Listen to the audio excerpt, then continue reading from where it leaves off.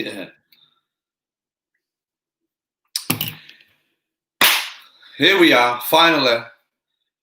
I think the story of us having issues with the technical stuff is coming old, but we ain't learning by our mistakes. So God knows what's going on. So a little bit different, as you can tell. We've moved from the afternoon to the evening for two reasons. One, because it's easier for us. Two, it's probably easier for you as well. And tonight we've got an absolute banger on the Jedi and Rebel show. So anyway, before I get into this, let me know where you're tuning in from. Give us some love. Give us some likes. Let us know what's going on. Finally, I know now how to see people's comments. So fire away. Apart from that, Simon's in the background. This evening we're going to be covering that you don't have to destroy the past to create a new. And on top of that, we're going to talk a little bit about contrast. And I'm also, which you're about to see in a minute, want to know why Simon looks 10 years younger. He's obviously doing something well. So Michelle in the house from Manchester, as you can tell, have a very strong Manc accent, straight from alongside. We've got Stoke-on-Trent, Si, Londonderry, I think that's how you say it, Katrina. Hi, Nathan. What's going on, Mr. Cooper? Gail in the house. Hello. Jill now popping in. It's all going off. So again, ladies and gentlemen, while you're tuning in, give us some loves, give us some likes. Barry Lee in Chesterfield. Share it if you can to your network. If you love what we do. Ken, have we got any Irish in there? Devon, man, I'm looking forward to my trip to Devon, hopefully next summer. Yeah, size lost. Cumbria. Yes. As again, I've got my happy t-shirt on representing and sponsoring Luke. How do you say that, Gail? Pontefract. Hope I got that right. East Coast Scotland. I believe the bars are now shut in Scotland and the pubs. Ridiculous. Maybe you need to all come down to England, eh? There's some good pubs in Manchester. West Galloway. Katrina showing some love. We got some love for you guys. So that's why Si's doing his thing here, sending his Aberdeen. Man, I love. Let me tell you something about going north. I love it. I did climb Ben Nevis one time with my son on my shoulders. Here he is. Here he is. Here's the man. You're hanging there, broski. I want to see it. I want to see if you could handle the on your own for 5-10 minutes. Oh, man, mate, I love it. There's tons. These guys are piling in from West Yorkshire, near Leeds. I've had some great nights in Leeds over the years. So look, as you can see, Simon is looking 10 years younger. So before we get into anything, I need to understand what's going on here, right? Because you look like a brand new man. So give us what's happened, my man. You trying to give your face a wash. What's going on? Yeah, it all fell out, didn't it? I think people probably know if they follow me on Facebook a little bit. I've had my nephew here, and he's a stay in for the week. And every morning I go for a run. Generally, I'm not saying running is brilliant. I don't do it for my mental health or anything like that. I just like running in the morning. I've got this thing. I like getting up and getting out running. And anyway, he come with me the first day, and he's like, I can't run. He's had a few issues with his behavior and stuff. I can't run. And I was like, we're running, like, you know what I mean? He's really sporty. He just doesn't want to run. That's a big difference. So he starts running. He can't run, kicking off, sulking. You know what it's like, doing his thing, want to fight me, want to argue with me, getting upset. He can't run. So basically, to cut a long story short, we made this deal. All right. I said, look, mate, if you finish this run, because I've taken the mick out of his terrible mop of hair. If you can finish this run, right, you can shave off, in his words, my stupid beard. I said, if you finish this run, I'll let you shave off my stupid beard. But if you don't, I'm shaving off your stupid hair. I'm taking you to the barbers. And he said, deal. I said, yeah? He said, yeah, all right. So we shook hands on this deal. This was Monday. He's also got a bit of a problem, bless him, with if he don't want to do something, he won't do it. And so I said, look, if you don't try your best on the run, we'll run again that day. All right? Every time you don't try your best, we will run again that day. Nice. So we started running Monday, and he didn't try his best. I said, "Do you think you tried your best?" Nah. So we're going to run again then. So 2 hours later, I'm like, "Let's go." And he's like, We're really running again." I'm like, "Yeah, we're running again." "Oh, Uncle Si, we're not really running again." "No, we are running again." So I got my kit on, dragged him out the door, took him for a run, kicked off, didn't want to run, blah, blah, blah. 2 hours later, "You ready for your third run?"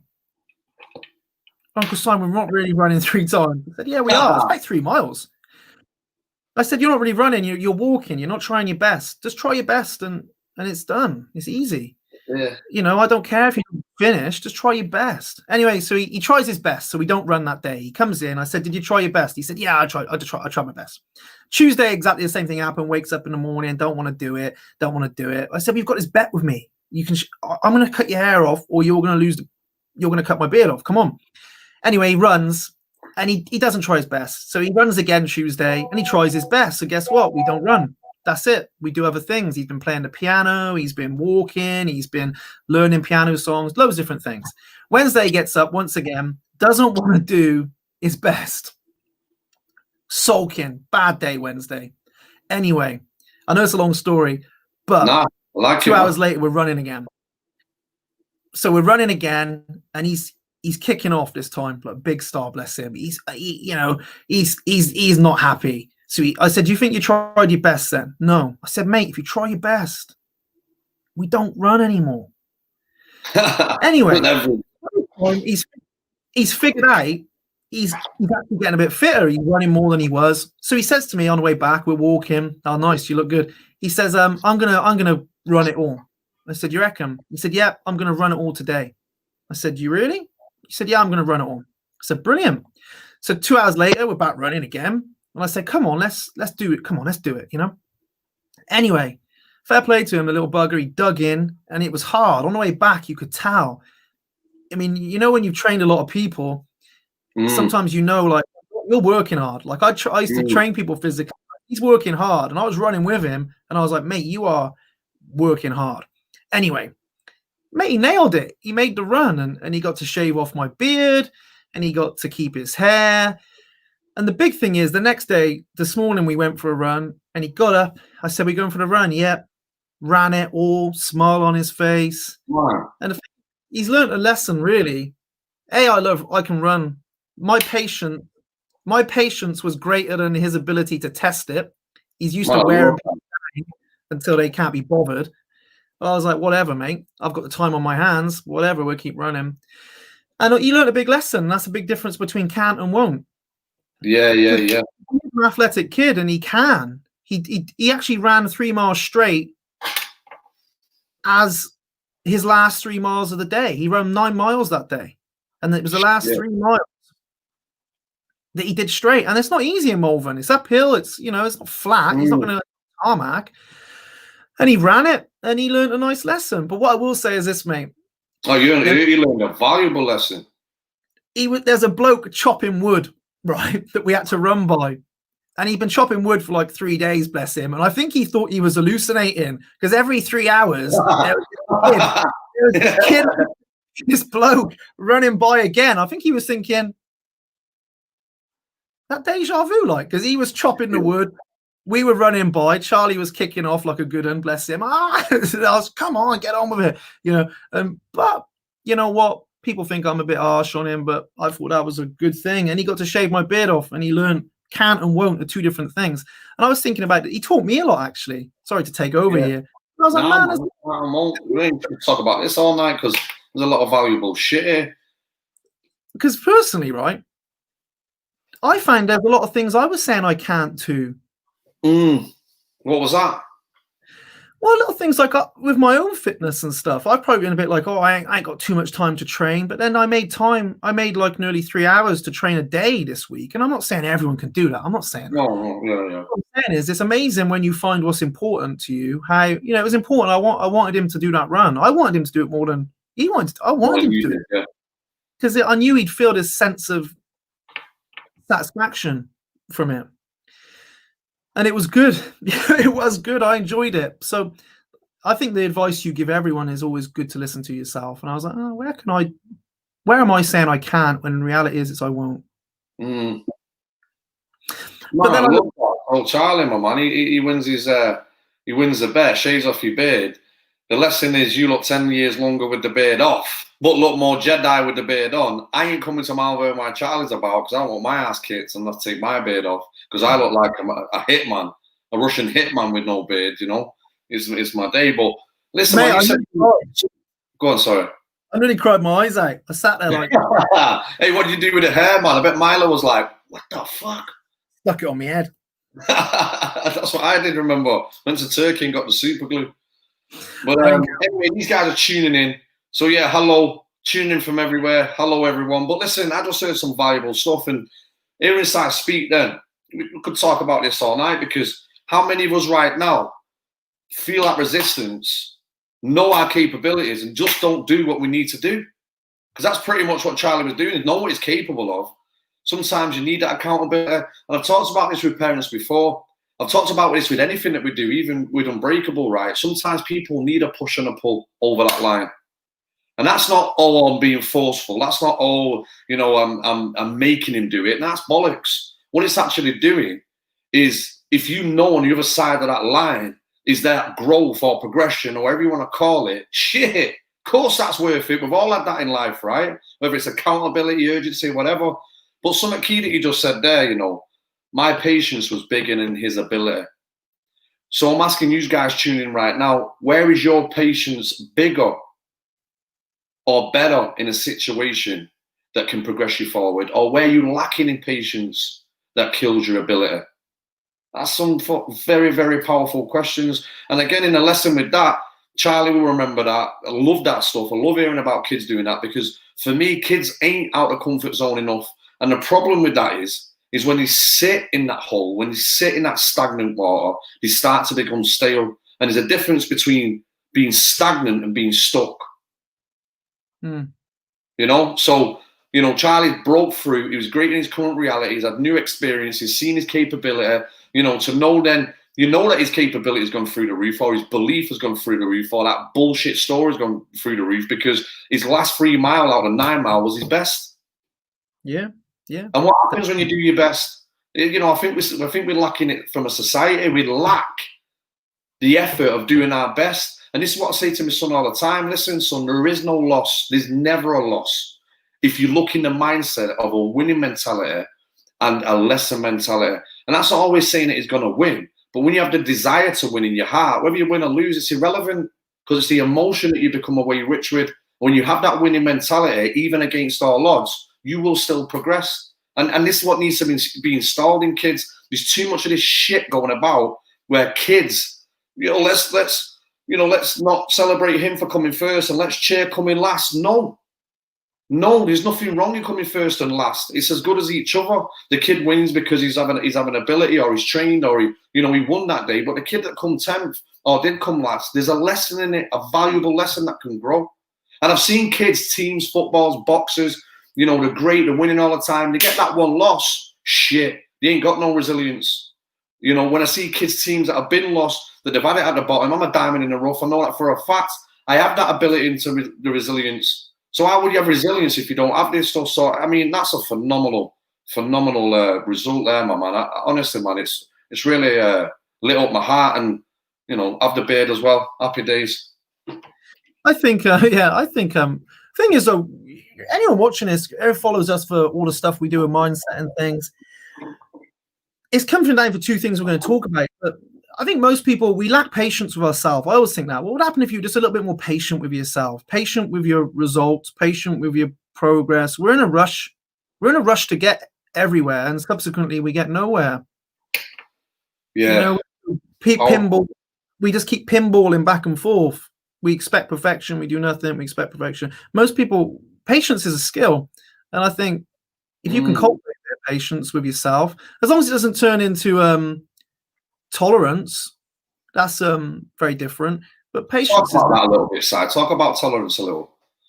I think tolerance is what people do. I say this now. I said this to the group earlier in Academy. We're very big into acceptance across the planet now. So we just go, you know, acceptance. It's a great thing. Acceptance. It is a great thing. But I think a lot of people on times I've done this, I can turn acceptance into tolerance. So we just start saying, well, this is my life, accept this. But what we do is we tolerate it. We actually tolerate the experience we're having, which is very different. Acceptance is almost freeing of it. When you accept something, we become a bit more freer of it. Tolerance is like we're carrying this burden around with us. And so we do that mentally. Like we tolerate, our kind of shitty thoughts and emotions rather than maybe accept them, which is a bit more liberating. I did it with my physicality this last year. I tolerated a bad knee. I was like, I'm just tolerating this knee when I could have sorted it out. I think tolerance is we think of resilience as the ability to endure. I think that's what we've been trying to talk about this in Academy all month. It's like resilience doesn't mean you just get better enduring shit. Resilience means flexible, and I think willpower is like that. People think of willpower like it's my ability to tolerate and go through crap and take it. But I'd say willpower is actually willpower is actually better said. It's your ability to move away from that. It's your ability to move away from that. Yeah. So I think there's a massive difference between willpower, mental endurance, as opposed to mental flexibility, is what I would say to most people. And again, the tolerance thing is like turns into endurance. People just tolerate and go, oh, that's a great. Oh, we reward people who tolerate, don't we? As opposed to patience and acceptance is very different. Yeah, I agree with you there. Like the tolerance of having poor back pain, the tolerance of having poor sleep, the tolerance of having low energy, the tolerance of feeling like shit. That tolerance and that endurance with that tolerance will only ever lead to burnout in them areas. And I remember you said something key significant one time. It was like, if you've got low standards, you've got, there's going to be a high tolerance. And if you've got higher standards, then there's a lower tolerance. And I think that's key, especially in ourselves, that having high standards is not selfish. Let's use the example of this. This will be easier and then we'll move on, right? Charlie, bless him, I love him to pieces. He's amazing, right? But he's challenging. Now, if you accept him as he is, you go, that's just the way he is. And you can help him still, but you go, accept him. Tolerance is a bit more like, fucking hell, he's annoying. God, look at him. Blimmin' hell, why is he doing that? I'm just tolerating it now. I'm still in the game. Oh, God, look, the way he does that. And he doesn't listen. And I'm using all my mental energy to tolerate that. Whereas acceptance, well, wow, that's how he is. And acceptance isn't, I don't want it to change ever. Acceptance is the beginning of change. It's not the end. It's like, oh, yeah, that's just how he is at the minute. Yeah, man, takes the edge off. That's a great analogy. That's the analogy I would use. That's a powerful analogy I would use. Is that making sense to those guys tuning in? Does that make sense, guys? I should say. I think we think it's an end. Go on. No, go on, man. No. You just go on. Then we'll move on. Mate, we'll stay there. I was just going to throw a small joke. You going to throw a joke in there? No, I wasn't. I'm just like, go on, throw a joke in there. Look at the sides of the pumpkin, the tiny one. Got like mini ones for the kids because I just thought it was cool anyway. Staring me in the face. I feel a bit like that. I feel a bit like that pumpkin. Oh, God. There you go. Most powerful emotion laughter. Cool. So anyway, we got yeah. We got 15, 20 minutes to cover this topic. And I think me and Ben are going to be live every Thursday evening, just chucking out some stuff.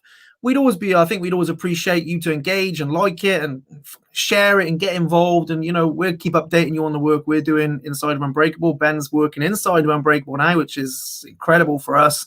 Amazing for him, but incredible for us to have him in. Side with no beard. And, we're going to be showing up each week and just trying to add some value, but we're not also here for the goodness of our health, although we are. We want to reach more people. We want to do more interesting things. So, engage, like it, show up and do your thing. But we're going to cover a little topic each week, sometimes have some guests, I think. And here's the topic we're going to cover. I said to Ben, I'd love to cover some. I get a lot of like, I was doing great and today I feel insert a negative emotion, so to speak. I feel crap or anxious. I just can't get rid of this feeling. I just can't get rid of this feeling. I was doing good and now this thing's popped up and I feel crap and I feel like for no reason my thoughts are crazy and I just can't get rid of it. Who here can relate to not being able to get rid of this thing you don't want? Like, get rid of it, because I think that's important. And then we're going to cover a statement and truck along with a little bit of some wisdom maybe to help you, and then we'll go from there. We'll see how this goes. So come on, get engaging. I will say to believe, if you're not going to engage and like it, you know, don't be it. Go do something else. There's no worries for us. Don't be that stalker now. Let's engage. Yeah, so look, you know what? So the statement. Nah, you go. I'm talking all the time. Go on. Nah, I thought I was talking all the time. I'll let you go. You're on fire tonight. No, I don't want to go anymore. No, you go. Well, yeah, it's like Boris, isn't it? Don't go out, go out. Stay at home, don't stay at home. Drink in a pub, don't drink in a pub. It's like, to me, to you.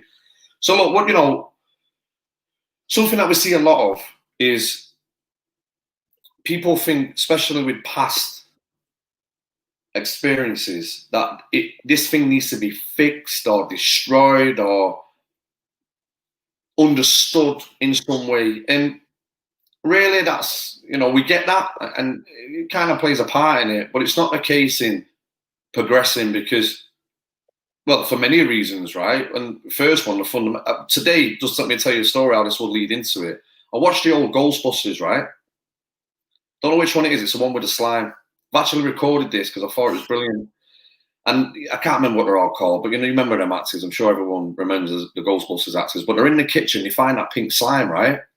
And they figure out, they get the other two, because the scientist and the other dude has figured out, he says, watch this. So he starts talking shit and negative to this slime. And it starts to bubble up and come alive, right? And they're like, what the? And they say, right, you know, this thing is sensitive to negative talk.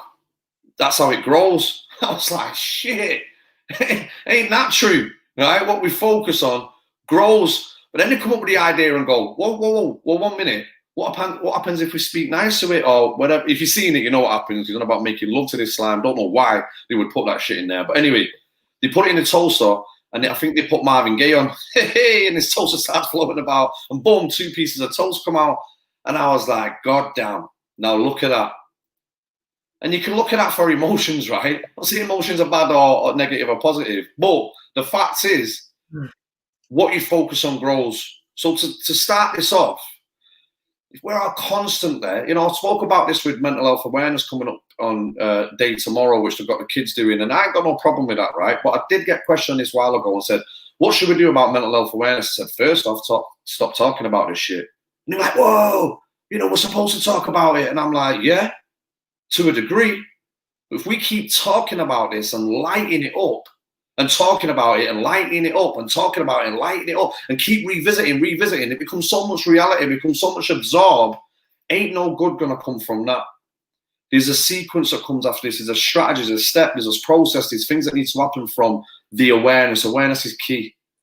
So we have this thinking about this. So reverting back to what we were saying before, if we're always looking at destroying something and staying destroying it, what do you think possibly could grow? Exactly.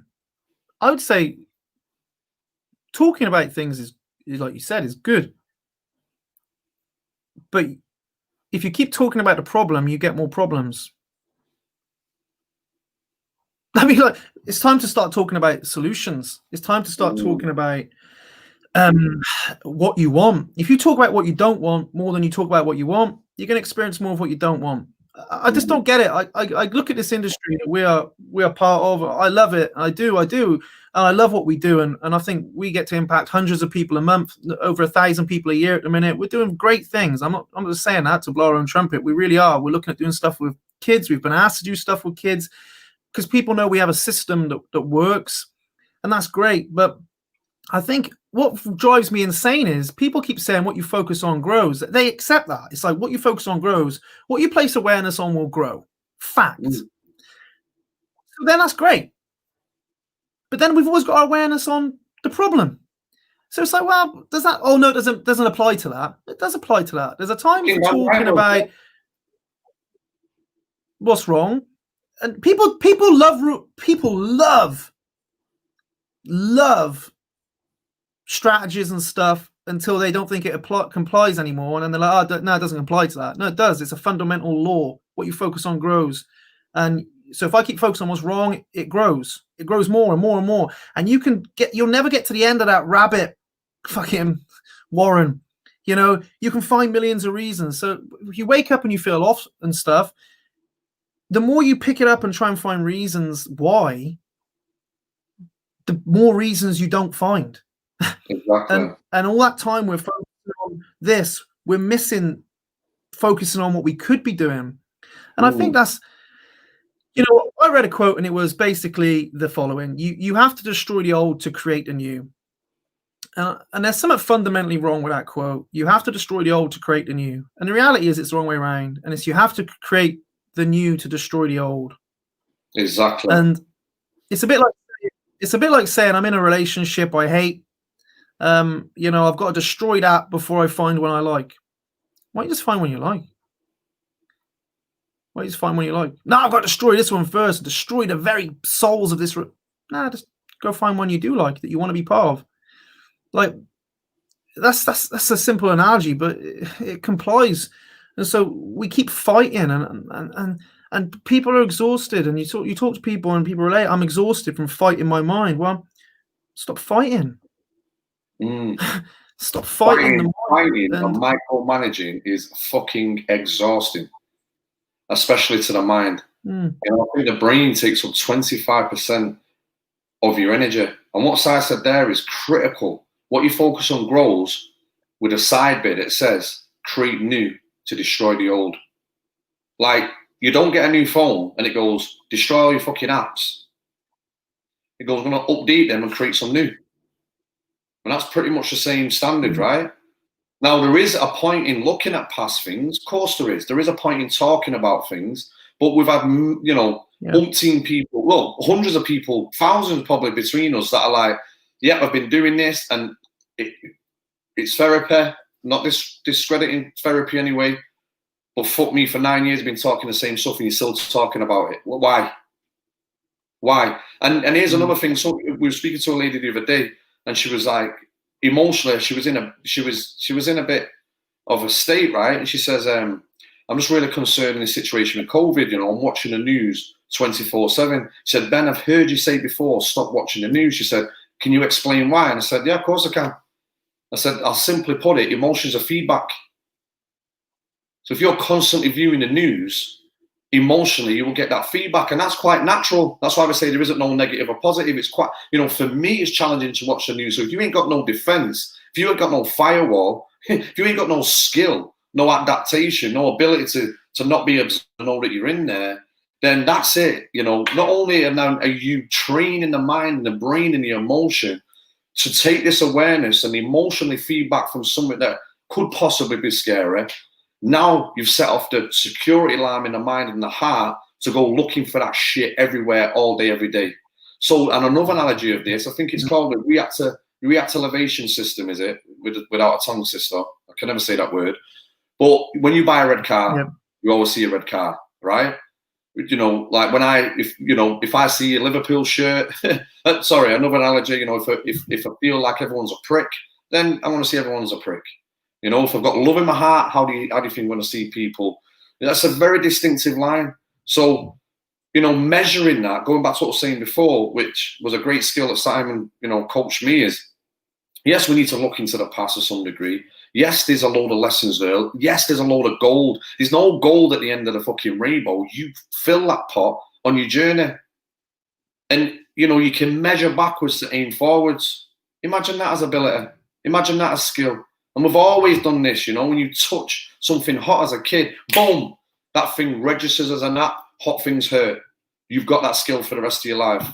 So we understand that the brain is 1, coachable, 2, trainable, and 3, the biggest hard drive on the planet things like this start to make sense, right? And this is what Simon's talking about: a system, a structure, practical skill, understanding the nature of the humanity, the nature of the brain and the way it works, and having the ability to go 1 fucking minute, I am in control here.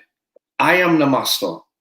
I am capable. I am able to change some shit and create a new, right? Yeah.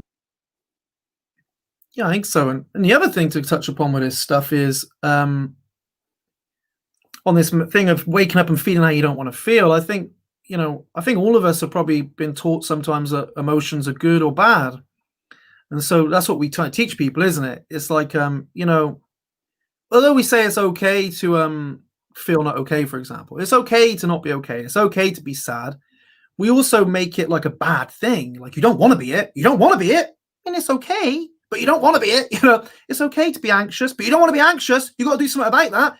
It's okay to be angry, although it's not. We don't allow that. That's the one thing I love about emotions and mental health. You can be sad and anxious, but you can't be angry. That's terrible.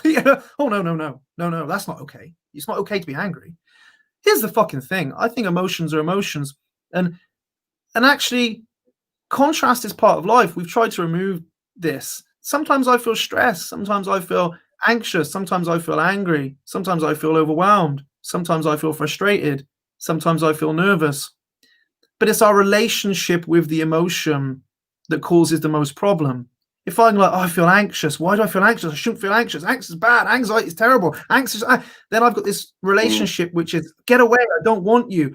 And that's a terrible relationship. But if I can create a relationship where I'm like, oh, it's a sensation, I feel it. Actually, you know what? I'd rather feel this way. You can change the relationship. And I think we're trying to remove contrast. We're teaching people it's bad to feel certain ways. But, if you've just lost somebody, you're going to be sad, right? If somebody's just upset you, then maybe you do get a bit angry and like, wow, that's okay. It's all feedback, and it's understanding to improve our relationship with emotions. That's the key, I think, the skill that we don't teach. We just say you want more of these and less of these. But it's actually, it's the totality of the human experience. I don't necessarily like feeling a bit frustrated sometimes, but it's feedback to what's going on. And if I can step back and just see that for what it is, a sensation floating through my body, then I can move my awareness to better things. But we don't teach people to observe anymore. Everyone's absorbed. I'm absorbed in my anxiety. Got to get rid of it. And that's what I mean. If you're trying to destroy something to create something, the only way to destroy something mentally is to create something better.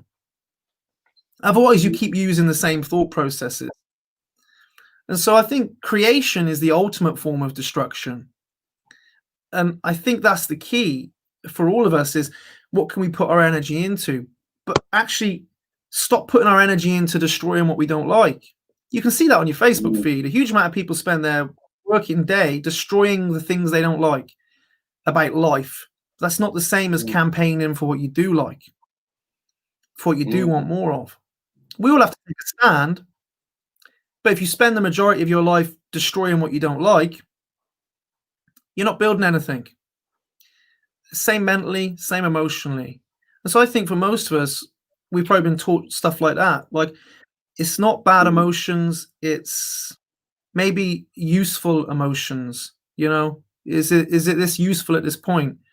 A nerve's useful. Of course they are. There's a little bit of anxiety useful on times. Of course it is. There's a little bit of aggression useful on time. Of course it is. But we just like to make the zero contrast world now. Everyone has to be okay. Maybe that's because we actually doubt our ability we feel uncomfortable around people who aren't okay. I've often thought that. Why do you need everyone to be okay? Can you not tolerate that? It's like when I've been coaching at events and people will notice, people will cry maybe about something, and everyone wants to go stop them crying. Oh, come here. Oh my God, let's have a hug, because you're so upset. And that's actually because we can't handle seeing someone upset. And so we rob them of being upset. We rob them of expressing their emotion by going, let's come in here and make it okay. Actually, it's hard, but when you've coached long enough, you can sit there and watch someone cry their eyes out. and know that they need to, and know that they want to, because you don't feel awkward. You're like, yeah, I've cried my own eyes out. Now you're crying yours out. You know, we're all human. So it's okay to feel like you feel, but by that, don't make it the norm. Oh, it's okay to be anxious, so let's crack on. You know, this, you know, when people say it's normal, they mean it's common. What we're talking about here is if you're somebody who's struggling and you're trying to constantly fight what you don't like, understand you're fueling it. You're throwing fire, you're throwing fuel on the fire. Start a new fire. Throw some fuel on that. And grow and burn that fire. That's the key, and that's a skill. It comes from the first step. I think we all just need to understand there's probably no bad emotions. Let's just cut that out, because what we're afraid of tends to follow us around. You know what I mean? You know what you're afraid of tends to be on your shoulder a lot, waiting for it, hoping it doesn't happen. It's always there. Like, so I think we've created a huge amount of fear around different emotions. And, you know, for me, and the other thing is, you know, again, we're talking about destroying things, destroying the past, you know. I need to fix that before I build a future. Do you? So just ask the question. Yeah. Do you? Destroying it, dealing with it, understanding it. You don't have to do any of them things, because like you're saying, you're drawn to that, right? And, you know, what key thing Simon's saying there, the more you do it, the more concentrated it becomes. The more reality, the stronger it becomes. It's why people become so absorbed. And all what they think about. You know, I see guys I've not seen for a while. I seen one the other day. I said, "How you doing, mate?" That simple question. My baby mother, she's not let me see my kid. It's been 2 weeks. I've got social services and this and that. Didn't see him for 2 weeks. Asked him again. "Hey, mate, how you doing?" "My baby mother, I didn't see you." I'm like, it's like a broken record. But I know subconsciously this is a pattern that's running, because he's completely absorbed in it. He's lost all sense of reality. He's probably not even in the reality that he's telling a different person, because it's a go-to thing. And if that is your go-to thing, and it becomes the series that you're watching every day in your mind, and you're getting that emotional feedback, and you end up in this loop, you know, you miss the art of being present. You miss the art of creating anew. You miss the art of finding solution, possibility, growth, expansion. You miss the actual, you know, the observation that this situation here actually is part of the journey. Yeah. Yeah. So I think there's two things.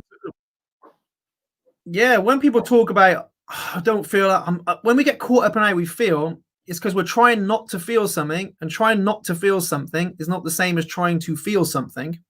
You know, I don't want to feel that way. It's not the same as I'd like to feel this way. Focus grows, so put your focus in what you want. Secondly, it's maybe we need to stop creating these terrible relationships with emotions. And that sounds a bit out there, but it's fact.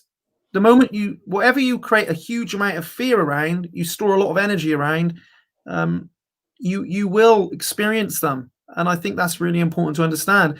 Third thing is, people are going to try and out-logic everything. They're going to out-intellect their emotional problems. And we can. Like emotion, trying to find the intellectual reasons for why we feel certain ways is you can create an understanding of like, okay, that's probably why I feel like that. But the emotion's still there. You don't create intellectual understanding and the emotion just go, you know, I've dissolved.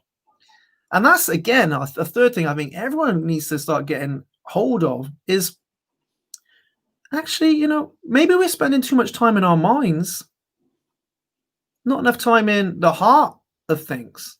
You know, anyone who's done our mastery programs with me will know we talk about emotion and heart in a different way, and you can understand logically why somebody did something or why you feel hurt, but to let go of it is not an intellectual process. It's an emotional process. You know, we can all sit there like Byron Katie stuff and do the work and say, I'm angry with Ben because of this. And then you go, oh, I'm angry with myself because of that. Does the anger immediately go? No. You're still angry, except you're like, I probably fucking shouldn't be angry with him anymore. I probably shouldn't be, but I am. But bloody hell, I probably shouldn't be. You know, it's like, I love that work for teaching projection and stuff. But it's letting go emotionally is different to letting go mentally. And we spend all our time here now, like fucking buzzing around our brains. It's like, maybe we need to get out of that. you say the best that when this is not coherent, the language, there's no communication, right? So energetically, we were feeling this, but logically, we try to outthink it. We know we can't outthink it, we feel. The battle is about destroying. And then, you know, Sai says that as well, you know, like you can't destroy energy. And you can talk about contrast. If you have that fear and anxiety and you're like, oh my God, let me ask you a question. Does excitement feel similar? Mm. You know, elevated state, raising emotion. Again, what's the feedback to what we're thinking? It might not be the, you know, the exact thing, but it's very similar in how high and how much we can feel it. So this is a change. This is a transition. This is a pivot in energy for a different feeling, hijacking a natural process that is simply causing a problem in the first place. Yeah. Again, is there anything worse than understanding why you feel a certain way? Understanding maybe why you shouldn't feel a certain way, but still feeling it. How helpless do you feel at that point? Powerful. Honestly, you know, we're going to try and turn this all up on its head. I mean, my inbox is full of many people, many of you watching this maybe, who can tell me everything. You've read the books. You've watched the YouTube videos. You know the knowledge. You've got a level of awareness that's incredible, but not quite sure what to do about it. And that's the difference between information and training. Honestly, I truly believe that. I think the more awareness we create, the worse we make it for a huge amount of people, because knowing what the problem is, knowing, you know, maybe, but not actually dealing with it, not actually having the tools, the practical skills to move that on, that is a destructive place. We create a level of awareness and we go, hey, look at all the problems, and this is why. And then we go, anyway, go deal with that, will you? How? Like, give me some tools. Oh, I'll just think positive. Oh, I'll just watch another video. No, that's learning. That's not training. We're not training anyone right now. We're just opening up conversations, like bringing awareness. So for me, yeah, and hoping that someone says, "Fucking hell, let's get involved here. Let's just do something with these two. They know what they're doing. That's why we run 7-day challenges. Here's some practical tools. 30-day challenges. Here's some proper training. Academy. Here's a journey that you're going to go on and excel." But I do think that. I think the more intellectual we become, and the fact they did a study that more intellectual people struggle to do well with personal development because they're constantly analyzing. I absolutely agree with that. I said that before with kids. Kids who are emotionally intelligent, and you know, probably maybe even have a higher IQ, will have that problem because with that emotional intelligence, they can experience such the high performance emotions and then experience the low performance emotion, but they're exactly the same. You know, it's the other end of that contrast, right? So that, you know, people who don't give a fuck just don't give a fuck. I'm not saying you shouldn't give a fuck, because of course you should, because this level here, wherever you are in a contrast, you know, you want to be able to train that. So in what Sai's really saying is that if you struggle and we have anxiety and all these self-limiting emotions, then we can train to feel the exact opposite, and you will feel them at that level. How crazy is that? And also, yeah, also again, right, I was talking to our junior about this. The more everyone starts to create their own good feelings, it feels like the more seeing bad stuff hurts. Like, that's something I see I've noticed a strong thing happening in my life the last few months. The more I cultivate my own life and help people cultivate great lives, the bigger pain I feel seeing stuff that's not good. It's like I don't let it absorb my day, but I see it and it hurts. Well, I'm just saying that. It does. I see maybe people tell me about kids struggling, and it like feels like it's like a stab in my neck. It's like, oh, I don't want to see it. I don't want to hear it. Or they tell me, you know, I get people in my inbox telling me stuff. I'm like, man, I almost don't want to hear it, because I know really that we could help you move forward. That's a part of the problem. But secondly, it's like, man, I just can't see that. you know, not I don't, you know, I don't want to. You know, it's just, I mean, a lot of people, because the greater you feel, the bigger the contrast becomes. It's like, wow, now the contrast is greater. So a few comments in here. A high number of people who are very intelligent and think a lot are deep. I am a deep thinker. The more risk of depression and burnout. Yeah, and the more bullshit stories we can tell. I mean, I know you, Paul, you're a great member of our academy, but the more bullshit stories we can tell, the more intellectual someone is, usually the more reasons they can find why they can't do things as well. So that was the study. It was like the more intellectual you are, the more you can convince yourself of things. Was part of it. Yeah. Here, I'll post it on the. It was a good one. It's like you're almost good at convincing yourself why it wouldn't work. Yeah, or why it can, or why it might not. So I'm fucking clever, you know what I mean? So yeah. So Ben, wrapping this up, guys, what's your key takeaways from this? Because we're gonna wrap this up because I want to go eat some dinner. I got a big day of coaching tomorrow. I've got some information to send out for our academy any second for the people who are on our latest 30-day challenge, not the new ones, the last ones. Is there anything? What's your biggest takeaways? And I'm gonna ask Ben what his is, and then we'll wrap it up. My biggest takeaway from this. Maybe I was your biggest takeaway. What's the final point? What's the final point you want to make? Well, you know, like I'm just going to add to the fact of, you know, we kind of let a little rabbit out of the hat there about me coming on board with Unbreakable, and the reason why that is because not only my own experience, but I believe, you know, with blowing some smoke towards size, that it's okay bringing the awareness and having these conversations, but I've never seen a set of tools and practical skills so easily effective and easy to do to have such a major impact. Is that I want to push alongside Sai what is available, not just to the UK, to the world, because I feel like it's so relevant right now, not just for us, but for the kids. And I'm very passionate about that. You know, I'm very passionate where I want to put my time and energy and the impact that I'm trying to make.